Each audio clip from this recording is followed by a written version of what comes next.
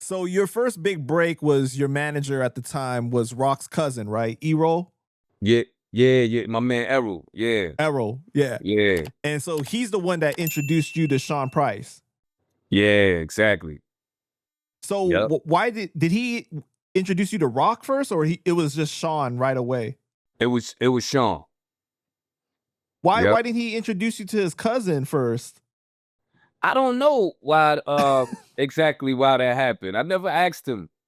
But I just know he was telling me, he was like, yo, they working on a second album. And I want to introduce you to them. And at first he didn't really tell me that Rock was his cousin. He was just saying like, like that's his people. And I was like, all right, hell yeah, because I was already a big fan of them, man. I was following the whole movement from when it started with Buckshot. You know what I mean? I had the Black Right. Moon tape on a black TDK tape. You know what I mean? I had the bootleg of it. I was in tune, man. So I was a big fan of Boot Camp, man. And so when he brought Sean around, that shit was a dream come true, and that set it off. And the first time you met him, he pulled up in the whip, right? You rapped for him? Yeah, yep. He got out and we was talking, and then I just started spitting.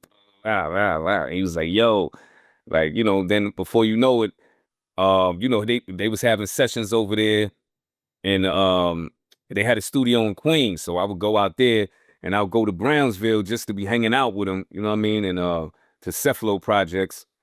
And yeah, man, when I started going to the studio, they was working on the album. So then, that's when I was spitting a lot of the shit that I had, because I had a lot of verses that I ain't even write to beats. So I know how to write it so it'd be, on time, on point and everything. So when I get a beat, I could put it to the beat. You know what I mean? So when they was doing the joint, that's when I met Granddaddy IU, because he produced the title track. Right. Rest in peace, man. He produced the title track, Magnum Force.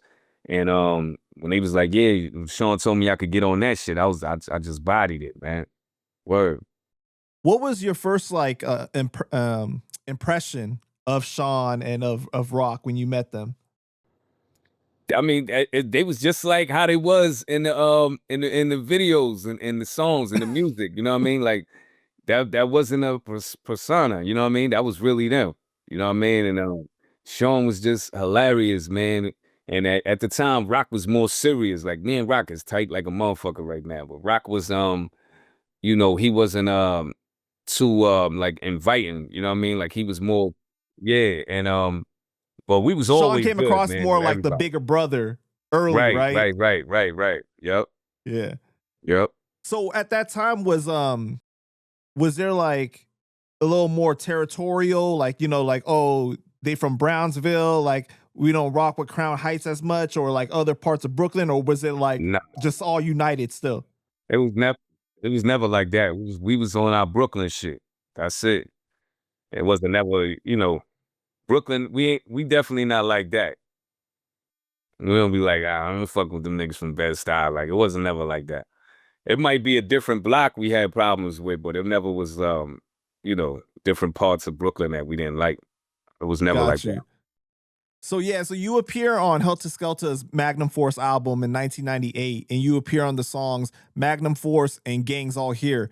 Yeah. Now, how did what was that like? Because especially for Gangs All Here, I mean, like that song is so crazy. The amount of MCs that's on there, and it's like a Yeah. 9-minute song, right? Mm-hmm. That's Yep. crazy. Yeah, that was a crazy joint, man. Everybody was in the studio that night, and I mean everybody.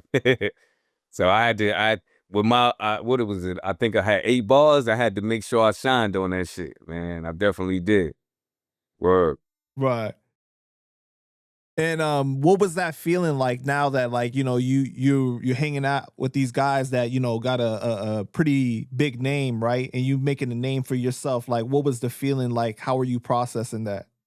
Yeah, man. I was really like, yeah, man. I knew I was on my way, because they was established artists. They was on a second project. You know what I'm saying? And they had record deals. They was doing shows, getting paid for features and shooting videos. Like, you know what I mean? Like they was official right there, man. And so that's where I wanted to be, man. Yeah. Word. And then the next year in 1999, you appeared on the song Lessons to Learn off of the Representatives album, right? Angels Yeah, of that's my Death. brother's right there. Yeah, yeah, I Right. love that And album. that was Supreme, the Elohim, and Little And Rock, Little right? Who Rock, just Rockness's little brother. right. Right. What Yep. was it like working on that song? That was official too, man. Like, yo, that whole album, because I was hearing the album as they was making it. Pardon me, because I recorded my verse. I think they did their whole project too there at Steele's crib. Steele used to Mm. live in, he was out there in Jamaica, Queens. And so I used to take the train all the way out there and go to, record shit like, and Steele was producing at the time too. Like he did a few joints for me. And so when they was working on that album, I was like, yo, I gotta get on the joint. So we knocked that out. That was perfect, man. So when does the deal with Duck Down happen? Because wasn't it like in '99 that Duck Down released the compilation and your song with Sean Price, Live the Life, is on there, right? Duck Down Yeah, Presents. yeah, And then yeah, like then you released like the 12-inch for Fallback, and Live the Life is on there too. yeah, yeah, yep.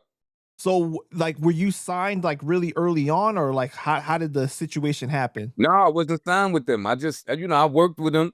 I got on that album, and that was it. I was still rocking with them. That was my people and everything, but I wasn't signed to the label. I wasn't as tight with Buckshot and them. Like, I mean, not with Buckshot, with Drew High and them like that. But it was, I was getting Right. to know, everybody through the years and shit. So, it was a built relationship, man. So it was always, I started out, rocking with Helter Skelter. So that's what it was. And it wasn't like bringing me to Drew and Buck, like, yo, sign them and shit like that. So it wasn't like that. And I was still doing my thing. I was putting out a whole bunch of singles. I had a lot of singles I was dropping. I was doing shows. And I was signed to DR Period, man. DR Period had his Rock Boy label. And I was signed with them and Select Records. And I did a whole project with them, and that didn't work out. I had another project with somebody else. It didn't work out, a whole nother album. And, years was going by. And then I finally, I guess Sean was talking to Drew and Buck about it. And I was in the studio with Buck one time in Flatbush, I think. No, it was in Crown Heights. One of them, I forgot where it was at exactly. But Buck came to me and was like, yo, you ready to start your album? And I was like, hell yeah. And, that's how this shit started. That's how I started doing Indestructible. Got So, you. Okay. yeah. So like were you I expecting was just early on though featuring on a lot of different Duck Down projects for a long time. right, because you were so connected with them, but were you like really like expecting early on that they was gonna be the path like for you, that you was gonna get on like No, I was just you was taking it as it comes? yeah, yeah. Yeah, that's basically Got word. you. Okay. Because you also were working on what the East Flatbush project, right? Yeah, You that's what I'm guys did saying. the Yeah, I had a lot of Ruste joints with my Juxx. man Spencer. Yep. Yeah. And that was dope too, man. Yeah.